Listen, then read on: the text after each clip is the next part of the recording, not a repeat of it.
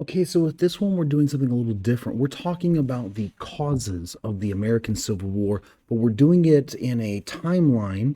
But this timeline is divided into two parts. The top section would be about the macro level causes, and macro would be the large scale.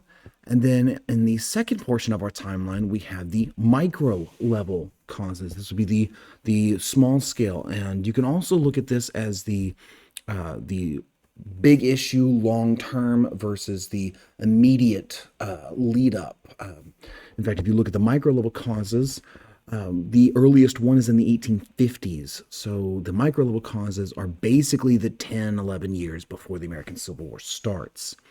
So macro level causes, our first one would be from the 1600s to 1860s. The whole time there is slavery in the South.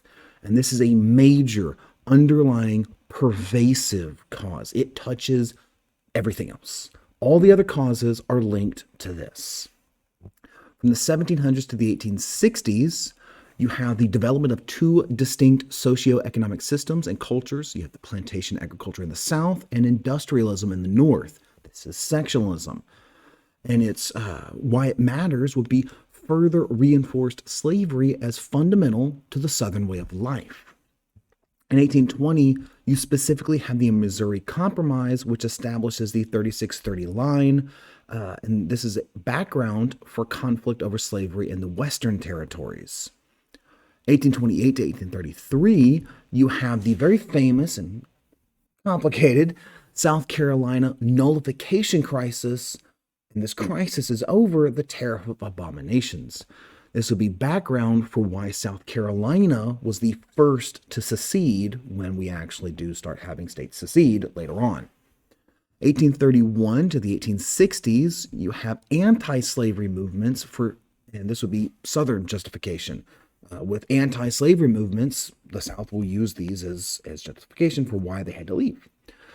This would be 30 years of time for both sides to emotionally prepare for conflict. In 1846 to 1848, you have the war with Mexico. Because of the war with Mexico, you get the Wilmot Proviso. You get John C. Calhoun doing several different things with this. You have popular sovereignty develop out of this. And these are opinions for issues of slavery in territories, and it allows for more reasons for sides to argue on. And all of these touch on slavery in the South.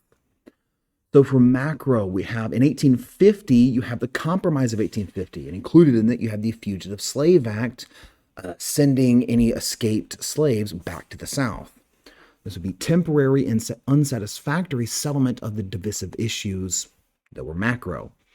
Also, the Compromise of 1850 ended the Missouri Compromise, so yeah.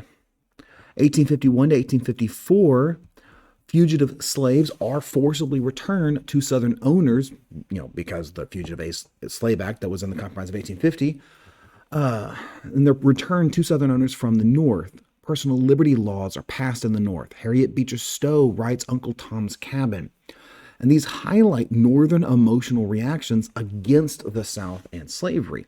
In 1852 to 1856, there's a breakdown of the Whig Party because they can't make a decision on whether or not they like or dislike slavery. And National Democratic Party. There's the creation of a new party system with a sectional basis. You have the Democrats being pro-slavery, and the Republicans being anti-slavery. You have the American Party, the know-nothings, being we hate anybody who's not from here.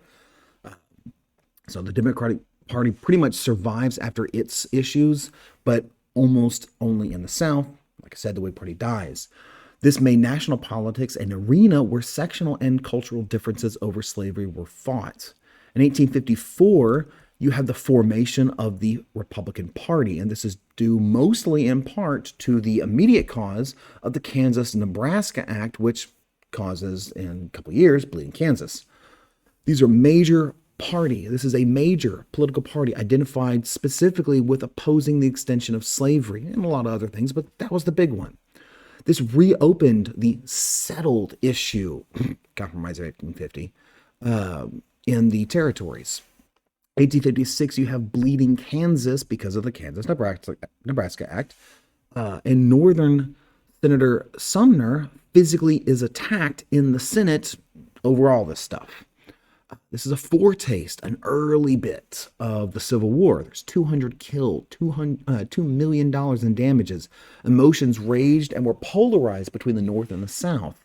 Some historians even say that the shots fired in Bleeding Kansas are the first shots of the American Civil War, although 1856, Fort Sumner, 1861.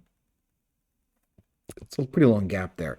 1857, you have the Dred Scott decision from the Dred Scott Supreme Court case and the pro-slavery Lecompton Constitution in Kansas. This made the North fear a slave power conspiracy supported by President Buchanan and the Supreme Court. In 1858, the Lincoln-Douglas debates happen in Illinois, and Democrats lose 18 seats in Congress. It's a huge amount of political power to lose. And this sets the stage for the election of 1860 and the Democrats leaving. 1859, you have John Brown's raid on Harper's Ferry in the armory there, and the reactions in the North and South to it. This made the South very fearful of a black Republican plot against slavery, and it further increased polarization and irritability and irrationality.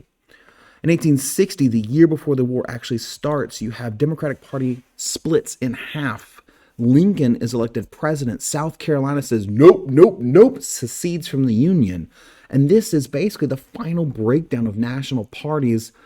And with this election of a Northern president, there are going to be no more compromises.